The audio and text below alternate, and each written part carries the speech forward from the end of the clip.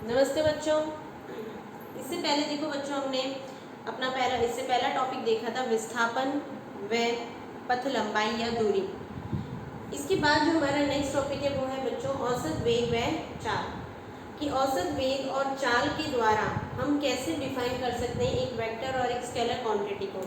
कि वहाँ पर भी हमने देखा था कि विस्थापन क्या थी, हमारी एक सदिश राशि थी और पथ लंबाई क्या थी, एक अदिश राशि थी। क्लियर? उन दोनों में अंतर भी हमने देखा। अब यहाँ पर हमारे पास है औसत वेग व चाल। जहाँ औसत वेग क्या है बच्चों, हमारे पास वेग कैसी राशि है, आपकी सदिश राशि है, और चाल कैसी राशि है, एक अदिश राशि है। क्लियर? तो सबसे पहले की करके दोनों को डिफाइन करते हैं कि औसत वेग किसे कहते हैं और औसत चाल किसे कहते हैं। ये तो हम सभी को पता है। चाल बराबर क्या होता है, चाल बराबर क्या होता है, दूरी बटे समय। क्लियर? ये तो आप इससे पहले छोटी क्लासेस में पढ़ते आ रहे हो। क्लियर? अब और वेग बराबर अब हमें देखना है कि वेग यहाँ पे नई चीज़ है हमारे पास। तो अगर हमें औसत वेग की बात कर रहे हैं तो औसत वेग को हम कैसे डिफाइन करेंगे कि सपोज अगर कोई व्यक्ति है, वो यहाँ पर गया, यहाँ गया इस तरह से, और एट लास्ट यहाँ पर आकर रुका, यहाँ गया, यहाँ गया, ये उसका पूरा पथ है, और एट लास्ट यहाँ पर जाके क्या हो गया, रुक गया। क्लियर? तो अब ऐसे में हमें क्या देखना है कि ये व्यक्ति अगर हम किसकी बात कर रहे हैं बच्चों, चाल की बात कर रहे हैं। किसकी बात कर रहे हैं, चाल, यानी कि स्पीड की बात कर रहे हैं। तो हमें क्या पूछेंगे कि ये टोटल व्यक्ति कितनी दूरी तक चला, कि इसने चलना यहाँ से स्टार्ट करा और यहाँ से लेकर कहाँ तक गया, ये यहाँ तक गया। इसने टोटल कितनी दूरी तय करी और उतनी यहाँ से लेकर यहाँ तक पहुँचने में इसने कितना समय लिया। क्लियर? तो उन दोनों का अनुपात हमारा क्या कहलाएगा, कुल दूरी बटे कुल समय। क्या हो गया हमारे पास, इसकी चाल हो जाएगी। इट मीन्स कि ये इस चाल से क्या कर रहा है, यहाँ से लेकर यहाँ तक इसने इतनी दूरी तय करी और इतना समय लिया। तो वो किस चाल से चल रहा है, इस चाल से, इस स्पीड से चल रहा है। क्लियर? यहाँ पर हम केवल उसकी क्या बात कर रहे हैं, टोटल दूरी की बात कर रहे हैं। और दूरी हम पढ़ चुके हैं कि दूरी कैसी राशि है बच्चों, एक अदिश राशि। तो इससे ये स्पष्ट हो जाता है कि यहाँ पर और दूरी में हम केवल परिमाण की बात कर रहे हैं, दिशा की बात नहीं कर रहे। तो यहाँ पर चाल भी कैसी राशि है बच्चों, एक अदिश राशि है। चाल भी कैसी राशि है, एक अदिश राशि है। क्लियर? इट मीन्स कि इसमें केवल हम वह व्यक्ति किस दर से आगे बढ़ रहा है, केवल उसका परिमाण देख रहे हैं, ये नहीं देख रहे हैं कि वो किस दिशा में जा रहा है। क्लियर? तो टोटल उसने जितनी भी दूरी तय करी, चाहे वो किसी भी दिशा में जा रहा है, वो हम नहीं देख रहे कि वो सीधा गया या उल्टा गया, टेढ़ा गया, कैसे भी जा रहा है। लेकिन बस केवल क्या देख रहे हैं कि वो उसने अपने प्रारंभिक बिंदु से लेके जो उसका अंतिम बिंदु है, उसके बीच उसने टोटल कितना डिस्टेंस कवर करा और उसने टोटल कितना समय लिया। क्लियर? अब इसी तरह से अगर हम वेग की बात करें तो वेग को हम किस तरह परिभाषित करते हैं बच्चों। वेग क्या होगा हमारे पास, वेग कैसी राशि थी हमारे पास, विस्थापन अभी हम पढ़ चुके हैं कि विस्थापन कैसी राशि थी, एक सदिश राशि थी। विस्थापन कैसी राशि थी, एक सदिश राशि थी। इट मीन्स उसमें परिमाण तो है, साथ साथ उसमें दिशा को भी व्यक्त किया जाता है। ये भी बताता है कि वो किस दिशा में गति, किस दिशा में उसका विस्थापन हो रहा है। तो यहाँ पर वेग को कैसे परिभाषित किया जाता है, वेग बराबर विस्थापन बटे समयांतराल। इट मीन्स अगर यहाँ पर इसका आपसे पूछें कि विस्थापन, और विस्थापन मतलब न्यूनतम दूरी, तो विस्थापन क्या होगा, ये इसका प्रारंभिक बिंदु हो गया, ये इसका अंतिम बिंदु। तो प्रारंभिक बिंदु को अंतिम बिंदु से क्या कर दो, आप जोड़ दो। तो ये क्या होगी, वो इतना ऐसे घूम फिर के जाने के बजाय अगर सीधा ऐसे जाएगा तो उसे कम से कम समय लगेगा, कम से कम दूरी तय करेगा वो। और विस्थापन यही है कि न्यूनतम तय की गई दूरी। तो न्यूनतम तय की गई दूरी तो हम प्राप्त करने के लिए प्रारंभिक बिंदु को अंतिम बिंदु से क्या कर दें, जोड़ दें, तो हमारे पास विस्थापन का मान आ जाएगा। तो ये किसको व्यक्त कर रहा है, विस्थापन। मतलब अब वो यहाँ से आने में जितना वो ऐसे घूम फिर के आया है वहाँ पर ज़्यादा टाइम लग रहा है, और सीधा ऐसा आएगा तो उसको क्या लगेगा, कम टाइम लगेगा। तो ये क्या कहलाएगा बच्चों, उसका वेग कहलाएगा। कि वो किसको बता रहा है कि वो इस दिशा में ना जाकर अगर वो सीधा इस दिशा में जाए तो उसे कम से कम समय लगेगा। क्लियर? और ऐसी स्थिति में जो उसकी दर को व्यक्त कर रहा है वो क्या कहला रहा है, उसकी वेग को, या वो क्या कहलाता है, उसका वेग कहलाता है। क्लियर। तो विस्थापन और दोनों के मध्य क्या हो गया, समय अंतराल, कि यहाँ पे चलते हुए तो उसका समय क्या था और एट लास्ट यहाँ पहुँचने पे उसने कितना टोटल कितना समय लिया, इन दोनों का समय अंतराल क्या कहलाएगा, क्या कहलाएगा, टाइम डिफरेंस। क्लियर। तो ये हो गया वेग। अब यहाँ पे बच्चों हम बात कर रहे हैं लेकिन औसत वेग और चाल की। किसकी बात कर रहे हैं, औसत वेग व चाल।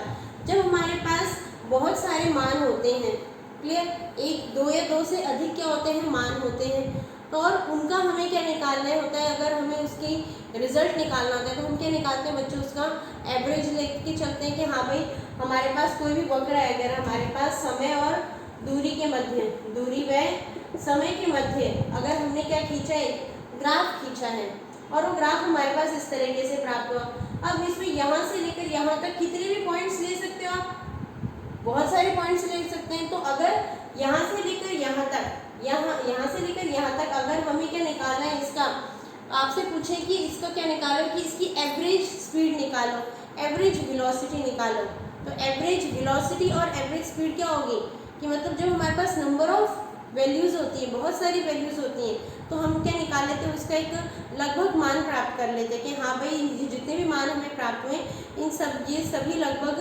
एवरेज इस वेलोसिटी से क्या कर रहे हैं। जैसे हमारे पास बहुत सारे क्लास में बच्चे होते हैं तो सभी की अलग अलग परसेंटेज होती हैं, तो अगर आपसे पूछते हैं कि हाँ भाई इस क्लास की एवरेज परसेंटेज क्या है, तो मोस्ट ऑफ सभी स्टूडेंट की percentage upon number of students कर देते हो। इट मीन्स कि हाँ लगभग एवरेज परसेंटेज इस क्लास की इतनी है, इस एवरेज परसेंटेज 60 है, मोस्ट ऑफ द बच्चों की क्या है 60% या उसके आसपास बन रही है। क्लियर। तो वही सेम तरीका हम यहाँ पे अपनाएंगे। तो अब हम यहाँ पे किसको व्यक्त कर रहे हैं, औसत वेग व चाल को। तो औसत वेग व चाल को हम कैसे डिफाइन कर सकते हैं, इसी प्रकार से डिफाइन कर सकते हैं। देखो अब इसमें हमने क्या ले लेंगे, दो बिंदु ले लेंगे। अगर हमने दो बिंदु ले लिए, यहाँ पर इसकी सापेक्ष दूरी के सापेक्ष इसका मान तो x1 है और इस बिंदु का जो वैल्यू है वो x2 है। इसके सापेक्ष समय कितना है t1 और यहाँ पर समय कितना है t2 है। क्लियर। तो ये क्या हो जाएगा, इन दोनों का अंतर तो क्या हो जाएगा, विस्थापन x2 माइनस x1 हम क्या लेंगे, ये तो क्या हो जाएगा, इनका अंतर हो जाएगा, और ये क्या हो जाएगा, समय अंतराल। तो अगर हमें औसत वेग को व्यक्त करना है, मीन्स इसके बीच में बहुत सारी वैल्यूज है, उसके लिए हमने दो पॉइंट्स ले ली और दो पॉइंट्स के लिए सीधा हम क्या निकाल रहे हैं, एवरेज वेलोसिटी निकाल रहे हैं। तो एवरेज वेलोसिटी के लिए क्या हो जाएगी बच्चों, और इसको एवरेज को हमेशा किससे व्यक्त किया जाता है, इस तरह से, जो सिंबल होता है वेग का वो हम क्या लेके चलते हैं बच्चों, v, और v के ऊपर एक लाइन का निशान बना देते हैं, इसको हम बार बोलते हैं। क्लियर। तो एवरेज को या औसत को कैसे व्यक्त किया जाता है, v बार के द्वारा व्यक्त किया जाता है। क्लियर। तो v बार बराबर क्या हो जाएगा, यहाँ पे x2 minus x1 upon t2 minus t1। यहाँ पे x2 माइनस x1 किसको व्यक्त कर रहा है बच्चों, विस्थापन को, और t2 माइनस t1 किसको व्यक्त कर रहा है, समय अंतराल को।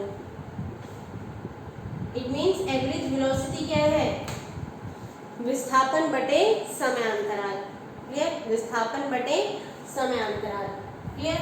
और इसको हम इस तरह से भी कह सकते हैं कि v bar is equals to x2 minus x1। अगर हमें एवरेज वेलोसिटी पूछी है तो सीधा उसका विस्थापन निकालो और समय अंतराल निकाल लो। क्लियर। इसकी यूनिट क्या हो जाएगी बच्चों, यूनिट वेग की जो है वही इसकी यूनिट होगी मीटर पर सेकेंड। क्लियर। और ये कैसी राशि है, वेक्टर क्वांटिटी है। कैसी क्वांटिटी है, ये वेक्टर क्वांटिटी है। क्लियर। इसी तरह से अगर हमें औसत चाल को व्यक्त करना है तो हम औसत चाल को कैसे व्यक्त करेंगे बच्चों, औसत चाल को व्यक्त करने के लिए एवरेज स्पीड, इसको भी हम यहाँ पे कहीं कहीं आपको इसे सी से भी व्यक्त करता हुआ दिखाई देगा, कहीं कहीं सी लेते हैं, कहीं कहीं इसे दोनों को ही वी से डिनोट करते हैं। इसे नॉर्मली सी से डिनोट करते हैं स्पीड को, और एवरेज के लिए सी बार। क्लियर। कहीं कहीं वी दिखेगा तो वो भी सही है, अकॉर्डिंग टू द बुक अलग अलग सिंबल यूज में लेते हैं। क्लियर। तो यहाँ पे सी बार इज इक्वल्स टू क्या हो जाएगा, तो स्पीड मतलब टोटल उसने जितना भी डिस्टेंस कवर करा है, तो संपूर्ण पथ लंबाई, संपूर्ण पथ लंबाई बटे संपूर्ण लिया गया समय। क्लियर? तो संपूर्ण पथ लंबाई क्या हो जाएगी, x1 plus x2 plus x3 to total xn, और टोटल समय कितना ले रहा है, t1 plus t2 plus t3 to tn। Clear? तो ये हो जाएगा हमारे पास सी बार। तो हमें एवरेज स्पीड की जब बात कर रहे हैं तो एवरेज स्पीड हम कैसे निकालेंगे, total distance upon total time. और यहाँ पर एवरेज वेलोसिटी पूछी हमसे, तो एवरेज वेलोसिटी कैसे निकालेंगे, विस्थापन बटे समय अंतराल। क्लियर? अब दोनों में डिफरेंस देख लेते हैं।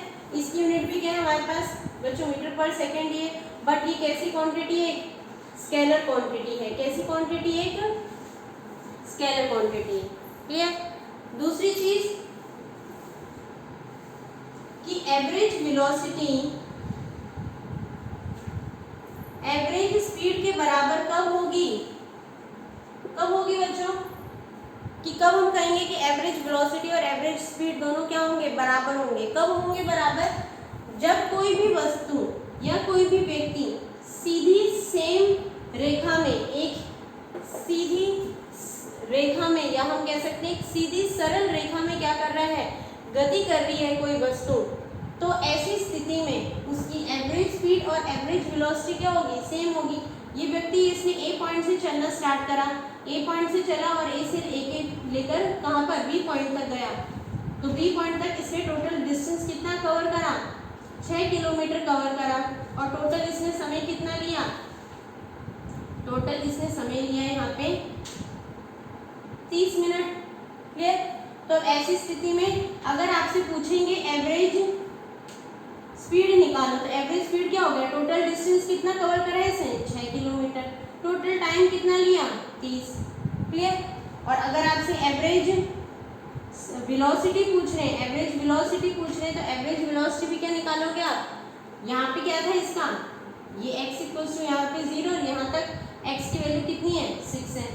तो 6 माइनस 0 6, जब यहाँ से लेकर यहाँ तक सीधी रेखा में विस्थापन, इन दोनों का डिफरेंस क्या होगा, 6 ही तो होगा। क्लियर? तो यहाँ पे तो 6 हो गया, टाइम इंटरवल भी क्या हो गया, 30 माइनस 0, तो 6/30। क्लियर? इट मीन्स ऐसी स्थिति में हम देख रहे हैं कि एवरेज स्पीड भी वही मिल रही है और हमें एवरेज वेलोसिटी भी क्या मिल रही है, वही प्राप्त हो रही है। क्लियर? तो जब एवरेज स्पीड और एवरेज वेलोसिटी सेम कब होंगे, जब कोई भी वस्तु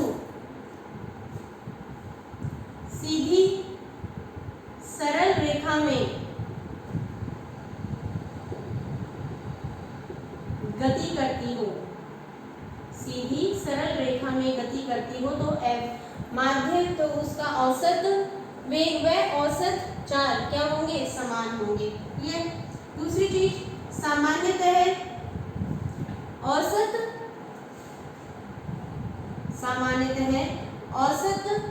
चाल का मान औसत वेग से क्या होता है, अधिक होता है, क्योंकि वहां पे तो सीधी सी बात है, वहां पे हम किसकी बात कर रहे हैं, विस्थापन की बात कर रहे हैं, और वहां पे हम किसकी बात कर रहे हैं, टोटल दूरी की, तो वो वैल्यू ज़्यादा आएगी हमारे पास, और वहाँ पे न्यूनतम दूरी की बात करें तो वहाँ वैल्यू क्या आएगी हमारे पास, कम आएगी। तो normally average velocity, average speed की वैल्यू जो होती है वो एवरेज वेलोसिटी से क्या होती है, ज़्यादा होती है। क्लियर? इसके बाद दूसरी कंडीशन है कि वो कंडीशन जब एवरेज स्पीड तो क्या होगी, 0 होगी, परंतु एवरेज वेलोसिटी 0 नहीं हो सकती, बिकॉज अभी आपको पता है कि एवरेज स्पीड क्या है यहाँ पे, या हम कह सकते हैं खाली स्पीड भी बोला, स्पीड क्या है, एक अदिश राशि है, और वेलोसिटी वेग क्या है, एक सदिश राशि है। तो हम पढ़ चुके हैं कि जो अदिश राशि है वो क्या होगी, धनात्मक होगा उसका मान, क्योंकि वो दिशा को व्यक्त नहीं कर रही है, और वेग जो है उसका मान धनात्मक, ऋणात्मक और शून्य कुछ भी हो सकता है। तो ऐसी स्थिति में औसत वेग का मान तो 0 हो सकता है, परंतु औसत चाल का मान 0 नहीं होगा। और कौन कैसी स्थिति में होगा, वही सेम स्थिति हम इससे पहले भी पढ़ चुके हैं, कब होगा, जब कोई व्यक्ति सीधा हम घर से क्या है स्कूल गए और वापस उसी पथ से स्कूल से क्या हो गए सीधा घर आ गए। क्लियर? सीधा हम यहाँ से गए, घर से हम कहाँ गए, सीधा कहाँ गए, स्कूल गए, सीधा ये पथ हमारा था। वापस इसी पथ से हम क्या गए, वापस स्कूल से क्या आ गए, घर आ गए। तो सेम वही पथ है हमारा। तो अब हम यहाँ पर अगर आपसे पूछेंगे सी बार निकालो, तो यहाँ पर सी बार तो आप निकाल सकते हो कि यहाँ से लेकर यहाँ तक इसने सपोज 5 किलोमीटर पे आपका स्कूल, तो यहाँ से लेकर यहाँ तक पहले ही 5 किलोमीटर चला, फिर स्कूल से वापस घर कितना चला, 5 किलोमीटर चला। तो टोटल उसने कितना डिस्टेंस कवर करा, 10 किलोमीटर। जाते समय उसको कितना समय लगा, 15 मिनट लगे, और आते समय भी कितना मिनट लगे उसे, 15 मिनट लगे। टोटल कितना टाइम लगा उसे, 30 मिनट लग गया। ये तो उसकी हो गई क्या, एवरेज स्पीड। लेकिन वही अगर आप हमें निकालने के लिए बोलते हैं एवरेज वेलोसिटी, तो एवरेज वेलोसिटी क्या होगी, यहाँ से लेकर यहाँ तक वो गया, तो टोटल डिस्टेंस 5 किलोमीटर, और वापस यहाँ से लेकर यहाँ तक। सीधा देखने की बात है कि जब प्रारंभिक बिंदु और अंतिम बिंदु दोनों एक ही हो तो वहाँ पर विस्थापन सीधा क्या हो जाएगा, 0 हो जाएगा। यहाँ से उसने चलना स्टार्ट करा और वापस से क्या हो गया, टैस उसकी पोजीशन वहीं पर आ गई घर पर। तो टोटल डिस्टेंस पहले 5 किलोमीटर चला, उसके बाद फिर 5 किलोमीटर, तो 5 - 5 क्या हो गया, 0। तो यहाँ पर एवरेज स्पीड क्या होगी बच्चों, हमारी एवरेज वेलोसिटी क्या होगी, 0 होगी। क्लियर? जब कोई वस्तु या कोई व्यक्ति सीधी एक ही रेखा में गति करते हुए वापस उसी दिशा में या वापस उसी पथ में विपरीत दिशा में क्या करती है, गति करती है, तो ऐसी स्थिति में उसका औसत चाल तो वो 0 नहीं होगी, परंतु उसका औसत वेग क्या प्राप्त होता है, हमें 0 प्राप्त होता है बच्चों। औसत वेग क्या प्राप्त होता है बच्चों, 0 प्राप्त होता है। क्लियर? तो ये क्या है, दोनों के बीच में क्या है, कुछ डिफरेंस है औसत वेग व चाल में। तो इसके 2-3 आपके इनके ऊपर न्यूमेरिकल भी बहुत आते हैं, पूछे जाते हैं कि औसत वेग व चाल ज्ञात कीजिए। क्लियर? तो औसत वेग व चाल का कोई भी आपको 2-3 क्या दे देंगे, तो दे देंगे क्वेश्चंस। इसका क्वेश्चन करके देखते हैं, आपको तब अच्छे से क्लियर हो जाएगा। देखो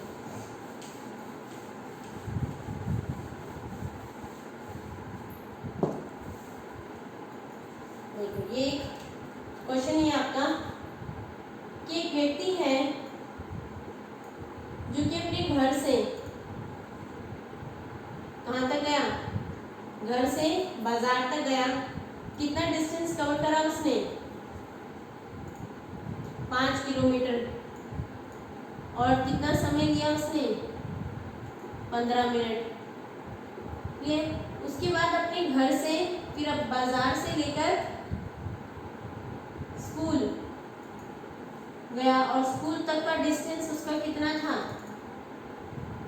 स्कूल तक का उसका डिस्टेंस था 3 किलोमीटर, और उसने अब समय कितना लिया यहाँ पे, 10 मिनट ही लिया। क्लियर? अब वो यहाँ पहुँच गया। तो अब आपसे पूछा गया है बच्चे का क्या निकालना है, हमें एवरेज स्पीड निकालनी है और एवरेज वेलोसिटी। ये क्वेश्चन है। तो हमें एवरेज स्पीड और वेलोसिटी हम निकाल सकते हैं। अब हमें एवरेज स्पीड पूछी है, तो एवरेज स्पीड क्या हो जाएगी, एवरेज स्पीड क्या हो जाएगी बच्चों, total distance covered upon total time. तो टोटल उसने कितना डिस्टेंस कवर करा है बच्चों, 5 + 3 upon total time 15 + 10। Clear?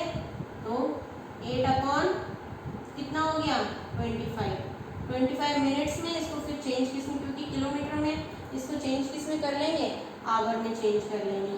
Clear? और इसको सॉल्व कर लेंगे। ओके, तो ये तो आ गया हमारे पास किसका मान, एवरेज स्पीड की वैल्यू। इसी तरह से हमें क्या पूछा, एवरेज वेलोसिटी पूछी है। तो एवरेज वेलोसिटी क्या हो जाएगा, अब यहाँ पे देखो हमें क्या निकालना है, इसका विस्थापन निकालना है। तो विस्थापन के लिए हम क्या करेंगे, उसकी प्रारंभिक बिंदु को अंतिम बिंदु से क्या कर देंगे बच्चों, जोड़ देंगे। प्रारंभिक बिंदु को अंतिम बिंदु से जोड़ दिया हमने, तो ये क्या हो गया हमारे पास, विस्थापन हो गया। क्लियर? ये क्या आ गया हमारे पास, विस्थापन आ गया। तो यहाँ से पहले ये वैल्यू निकालनी है हमें। क्लियर? ये वैल्यू निकालने के लिए अब ये जो इस तरह के क्वेश्चन है बच्चों,